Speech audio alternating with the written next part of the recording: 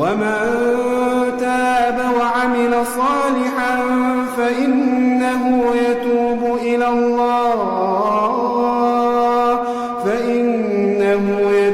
إلى الله متابا